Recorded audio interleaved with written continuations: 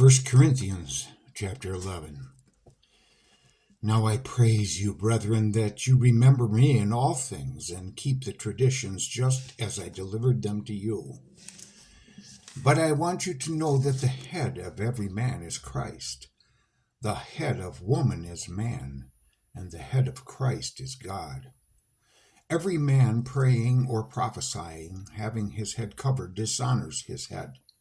But every woman who prays or prophesies with her head uncovered dishonors her head, for that is one and the same as if her head were shaved. For if a woman is not covered, let her also be shorn. But if it is shameful for a woman to be shorn or shaved, let her be covered. For a man indeed ought not to cover his head, since he is the image and glory of God. But woman is the glory of man. For man is not from woman, but woman from man. Nor was man created for the woman, but woman for the man. For this reason the woman ought to have a symbol of authority on her head, because of the angels. Nevertheless, neither is man independent of woman, nor woman independent of man in the Lord.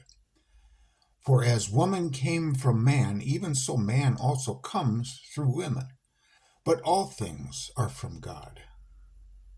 Judge among yourselves, is it proper for a woman to pray to God with her head uncovered?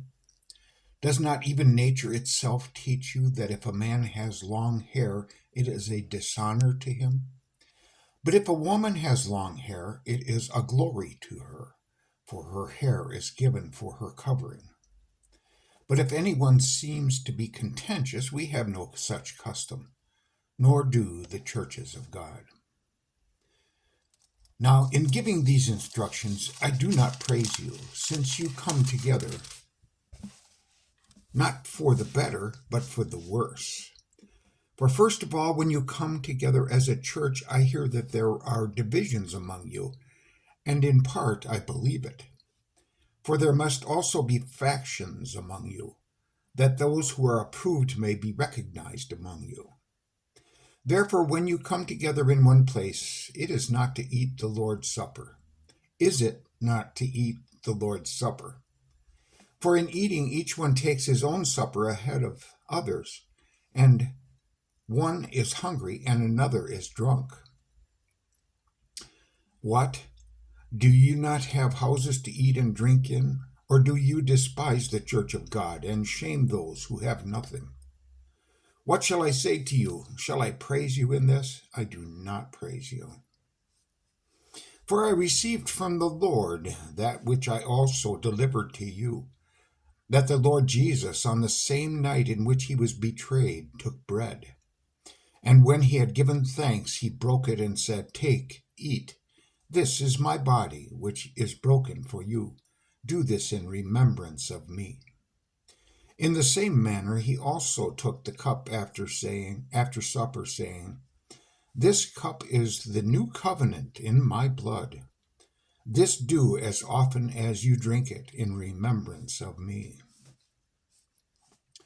For as often as you eat this bread and drink this cup, you proclaim the Lord's death until he comes. Therefore, whoever eats this bread or drinks this cup of the Lord in an unworthy manner will be guilty of the body and the blood of the Lord. But let a man examine himself, so let him eat of the bread and drink of this cup.